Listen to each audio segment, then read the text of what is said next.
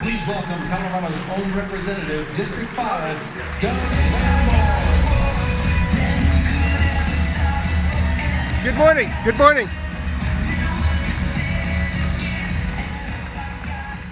Good morning, Western Conservative Summit. Before I give any other remarks, let me share a Bible verse with you. We just prayed, I believe, out of 1 Chronicles. Well, 1 Chronicles 12:32 talks about the tribes that were coming to support David, and they talk about the warriors of the tribe of Issachar. And it said that these were upstanding people because they knew the times and they knew what Israel should do. And I trust that here this morning and within the sound of my voice, we have a lot of people who know the times or are going to learn about the times and know what Israel should do. So that's my hope and my prayer. I want to also thank all of today's organizers for inviting me to speak. I want to thank and praise the work of Dr. Don Sweeting, who's the president of Colorado Christian University, and Director Jeff Hunt of the Centennial Institute. These great Americans are adding to the legacy of the late Senator Bill Armstrong. They're returning CCU to its roots: Christian faith, constitutional education, and the promotion of American values that have made our country a city set upon a hill. Now, before I begin, let's take a moment to reflect on the legacy of Senator Bill Armstrong. He might be the greatest American that Colorado has ever produced. He served our state and this nation exceptionally in the state legislature, in both chambers of Congress, and as president of Colorado Christian University. Senator Armstrong's life offers a testament to two profound truths that all of us who are here today know deeply within our hearts. There is no greater freedom than that which comes from loving and serving God above all things, and there is no greater blessing than being a citizen of the United States of America. So it's in Senator Armstrong's memory that we gather to remember, as well as to protect, the vision of our founding fathers. It was they who forever enshrined that religious liberty is given to us by God, not granted to us by government. Religious freedom is the foundation upon which all other rights are built. The First Amendment sits atop the Bill of Rights like a sentry in defense of the rest. And it's no coincidence that within the First Amendment, freedom of religion is listed before any other freedom. One cannot understand America's Declaration of Independence or Constitution without understanding the worldview within which both were conceived. The founders understood that we are endowed with rights by our Creator. This same Creator has instituted a governance written into the universe and into our consciences, which we call natural law and we also call truth. Now, many governments have recognized the importance of freedom of worship. Even the Soviet Union reluctantly recognized this at one point. But the United States has set itself apart from the world. This radical belief in God-given rights and natural law is what transformed the American experiment into American exceptionalism. Since before our nation declared her independence, and up until today's modern war fronts, our military has fought bravely for these exceptional ideals. Through some of the most difficult periods of war have come national reawakenings to the timeless understanding that our freedom comes from God.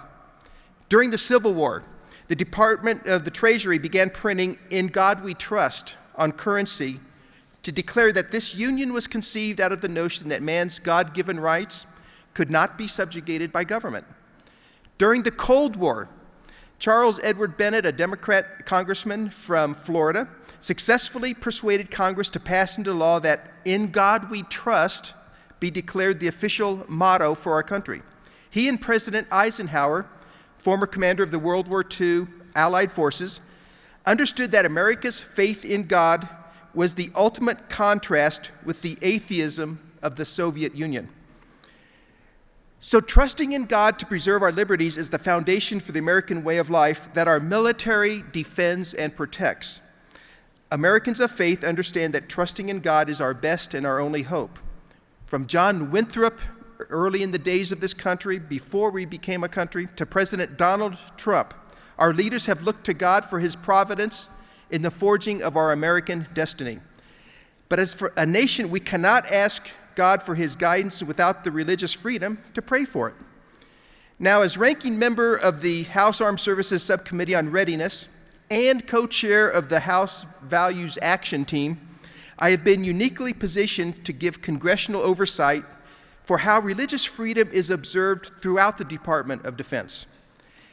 And just as in other sectors of our society, in our military, freedom of religion is under attack. I have come here today to sound the alarm and to call you to action.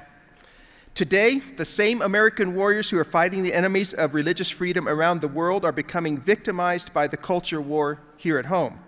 Soldiers, sailors, airmen, and Marines are being targeted by leftists, atheists, and socialists who condemn faith, traditional values, and even the very name of God.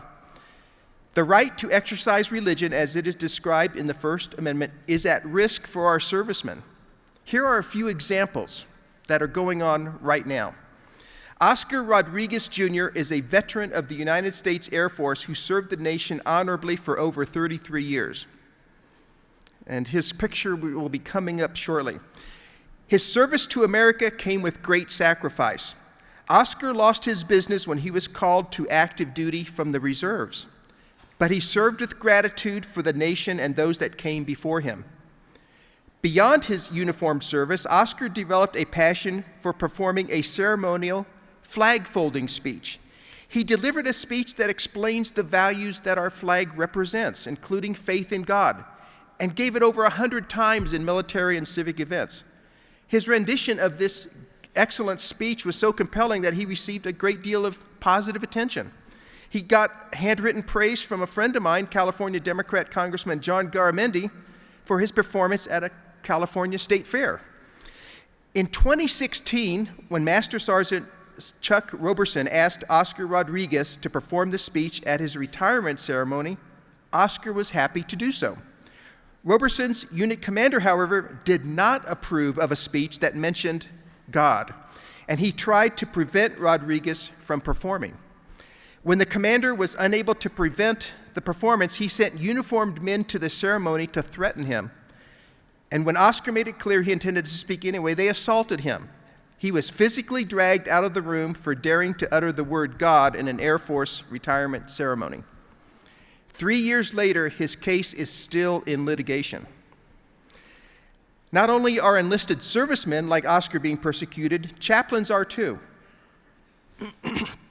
In 2018, Army Chaplain Scott Squires was maligned for upholding the tenets of the Southern Baptist Convention.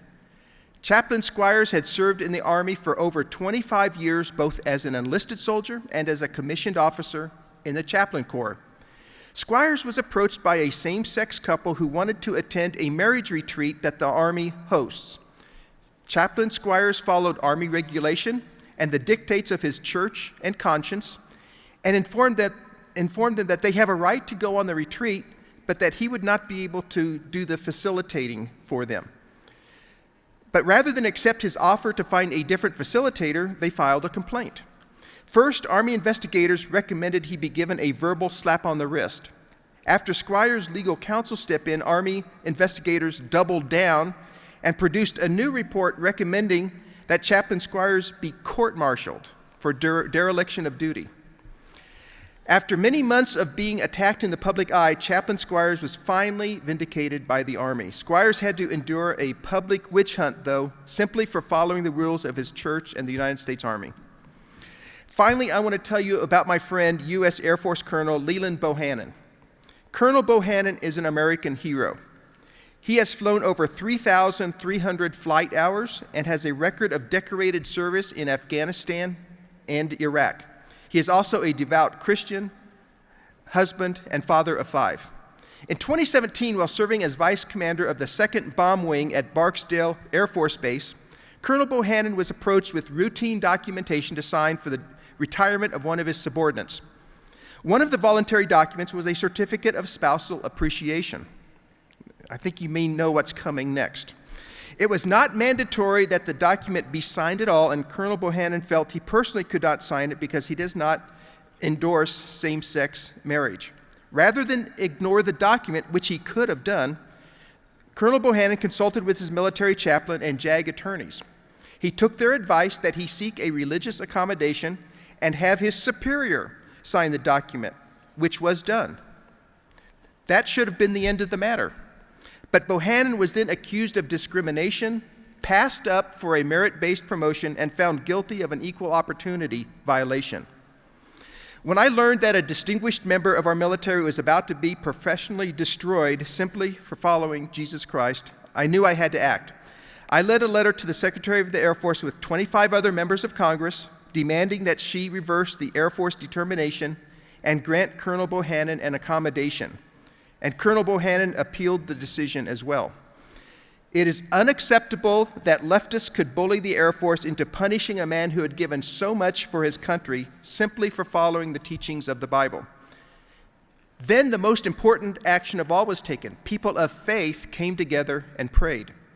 And God heard the prayers. God heard the prayers that our military should let Colonel Bohannon practice the rights that he was dedicating his life to protecting. God heard the prayers that sprung from the religious freedom our country was founded upon. And God answered those prayers. The Secretary of the Air Force reversed the Air Force's decision and cleared Colonel Bohannon.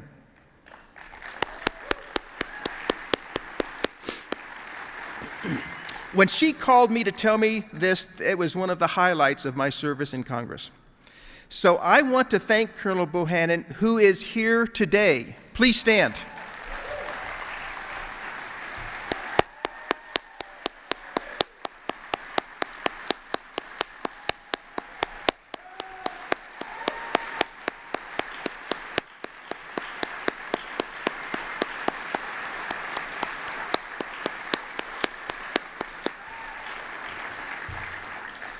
Thank you, Colonel, for serving the greatest country in human history. Thank you for fighting for our religious freedom, both in your military service and in how you endured this trial of faith. For all of you who are gathered here today, never forget how much the military is sacrificing to protect your constitutional freedoms.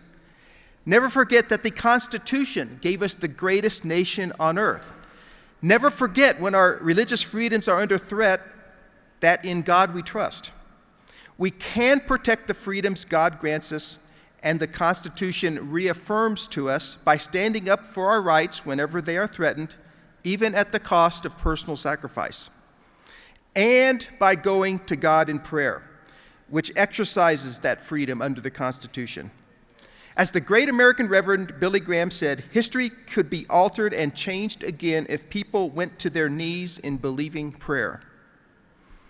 So God bless you all, God bless our military, and God bless the United States of America. Thank you.